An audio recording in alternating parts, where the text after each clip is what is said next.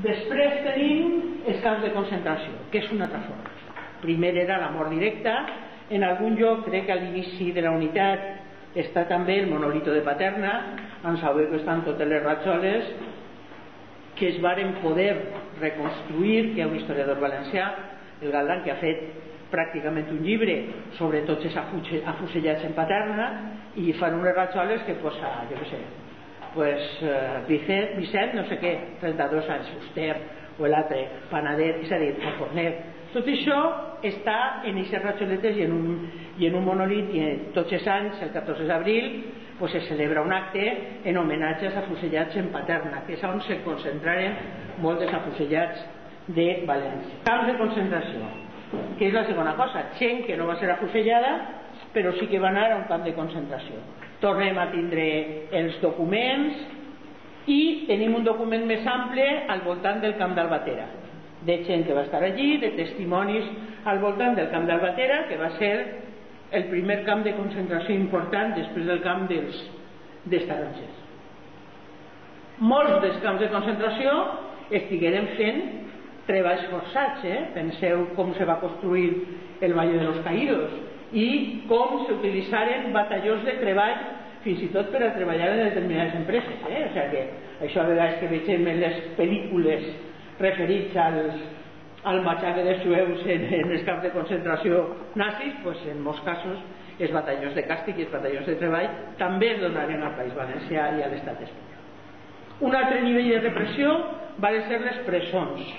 i ahí teniu també una sèrie d'estadístiques de quants empresonats en cada any i fins i tot lo de la redenció de penes per el treball. Dintre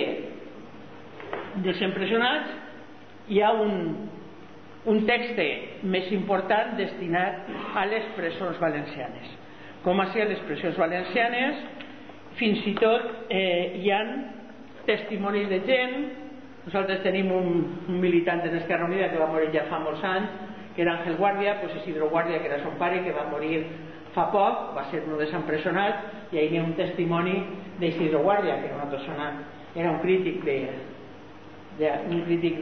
agrícola, que treballava sobre les qüestions agrícoles i treballava en el Levante publicant coses.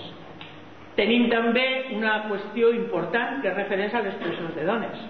perquè clar, no sols empresonaven als homes sinó també a les dones. En molts casos les presons de dones s'havia utilitzat per això, ja no càrcels antigues sinó antics hospitals, antics lazaretos, antics convents, i això se convertiren en càrcels de dones.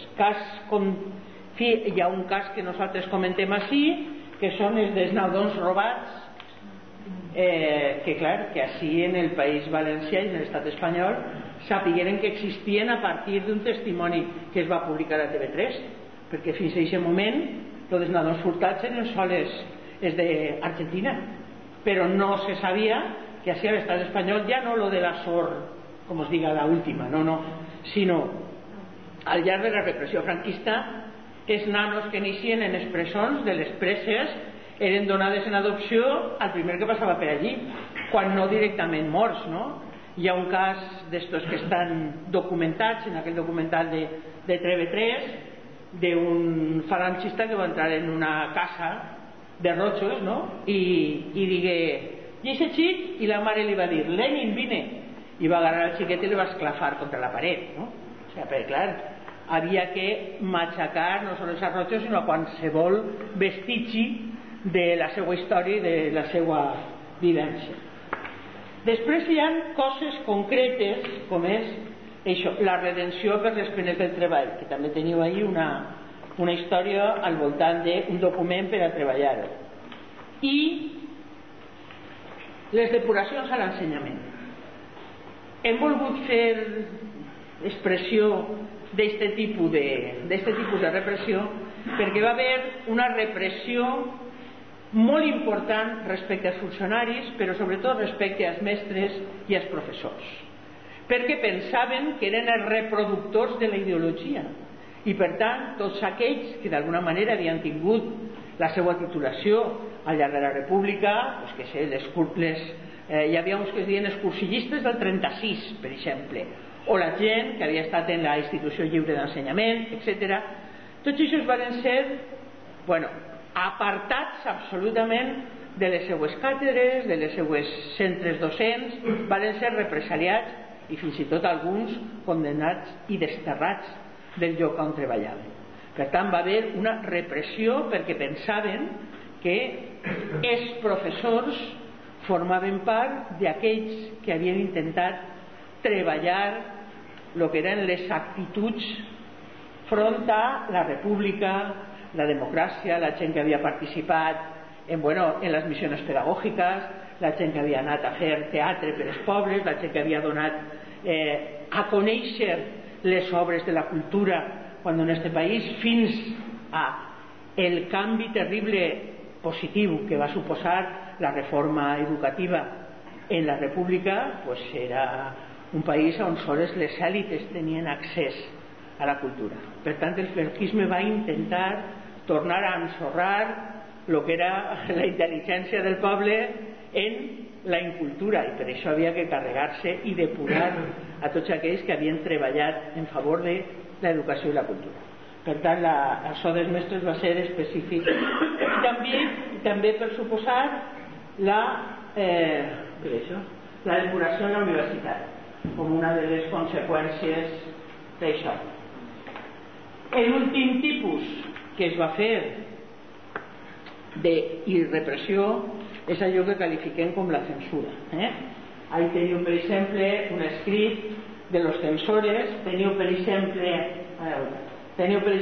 estos cartells que van eixir ahí, que són, suposo que això se'n recordeu, havia un home que li diuen Monsenyor Guerra Campos, que era un bisbe important, vinculat al franquisme, era de los del palio, de los que estaven d'acord en lo de Franco bajo palio, i aleshores ell sempre feia unes soflames molt importants al voltant de la moralitat, això de no caigau en fer-li cas al dimoni, aleshores estava prohibit ballar, estava prohibit tot, tot anava contra la moral de l'església. Les dones, com millor estaven, eren con los pololos en casa haciendo un punto del ancho, i els xics, molt de ull perquè també se condenaven. Pues tot això, la censura, això que va fer que determinades pel·lícules, al final la que era la mansa semblava que era la germana, feien modificacions fins i tot dels guions i de les paraules dels personatges, el qual era una ridiculesa total, perquè convertir a l'amant de la germana en les actituds del film, al final el que generava era un incesto, el que suposa que des del seu punt de vista era pitjor encara que dir que tenia un amante, com en Mogambo, per exemple. És a dir, va ser terrible. Hi ha una dona que és de la zona de Requinocir, que va tindre una vinculació important a la guerrilla en aquell moment, que dirían Celia, i en un dels testimonis d'història oral, que no estan aquí però que formen part de coses que m'està treballant, dia a les dones ens furtaren la vida. Dia Celia, jo era una persona que podia eixir, podia estudiar, podia tindre una vida, podia divorciar-me si volia del meu home, i de sobte me tancaren en ma casa. Sols podia eixir en la processó, com a molt, però clar, tot allò, això que diguem ara de moda, la caspa, no? Va ser una circumstància terrible. Jo no sóc tan major, i jo me'n recordo que en la Setmana Santa l'única cosa que podies fer era eixir de casa per anar a veure les esglésies, i allò, no me'n recordo com dir allò que posaven en les esglésies. Les estacions. Estacions. Molt bé, les estacions de les esglésies. Veus? No estic contant res que no siga de bo. Punt i final,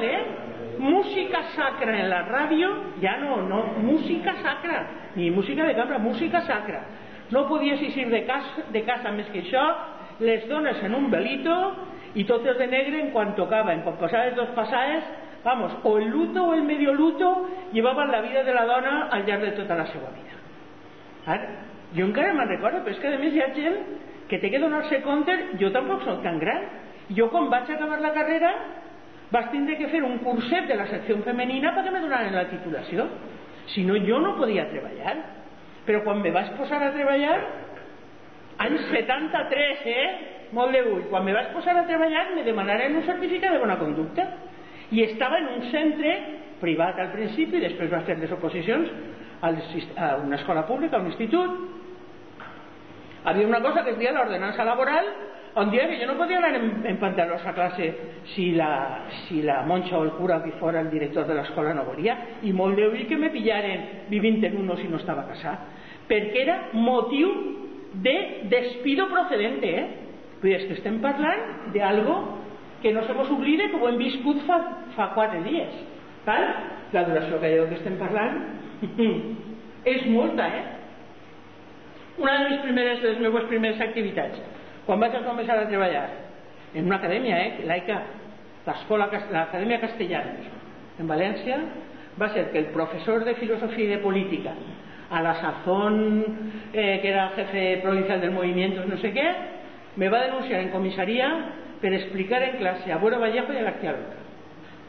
i jo vaig tenir que anar a respondre a la comissaria, ¿vale? I estem parlant de 1973. Sí, però és que a Simón Zagra, que és professor en la Universitat de València, en el CEU Sant Pablo el tiraren per explicar la història sense la intervenció divina, però no explico lo del arcángel San Gabriel y aquello de no sé qué, y ciega España, pues es que el tiraren i era, o sea, un acomiadament procedent. Penseu que és tan important lo de la duració que tu dius, bueno, jo he conegut les fotos d'Antonio Palomares de color morat de les palisses que li donaren quan el van de tindre, però a més d'això, que era la repressió brutal de quan estaven perseguint el partit i no sé què, està això de la censura, jo no sé si en recordeu, però quan mataren a Guerrero Blanco tancaren els cinemes, i mireu de què any estem parlant, ja lo de la censura ha sigut les lletres dels cantautors del País Valencià, tot ha sigut somès a la censura en este país, sinó que quan ens descuidem i és algun col·lectiu que mana que té el censor dintre del cor, però bueno, per això estem tot el temps lluitant, plantejant i dient que les coses són com eren i no com es diuen que varen ser. Pues tenim unes activitats de síntesi i després l'avaluació. Això eren les formes de la repressió, però a més mira les de qui va patir la repressió. Qui va patir la repressió? I bueno, ahí qui va patir la repressió teníem tot el món, i per això estan les ratxoles del monolí de Paterna. Va patir la repressió una població molt ampla, no es pot dir varen reprimir soles, no, varen reprimir per què? Perquè calia acabar en tot allò que odiava el feixisme, i era la vinculació amb la llibertat. Igual perseguien a un militant del POU que a un del partit, que perseguien a uno blasquista, sols per el fet de ser republicà, encara que fóramos república molt de dretes. La repressió s'ha exercit de manera amplíssima, i per això tenia el que diem, les ratxoletes en les professions i en les edats, perquè es donen compte que va ser algo molt ample. Va haver una repressió política, i ahí teniu documents que diuen a qui es va perseguir, a gent vinculada a organitzacions polítiques que s'entenien d'esquerra, excepte una. Franco, jo sé aquestes coses sempre quan les conta algú s'escarota, però Franco sols va fer una excepció, perquè va utilitzar a un grup de gent, no a tots, a un grup de gent de la CGT per a muntar el sindicat vertical. I hi hagué gent de la CGT que estava empresonada i que Franco la va lliurar de totes les seues delictes, digueren entre cometes, perquè com eren anarcosindicalistes ell els va utilitzar per a muntar i posar en marxa la CENS, el sindicat vertical. Excepte això, a tots els altres va haver una repressió terrible.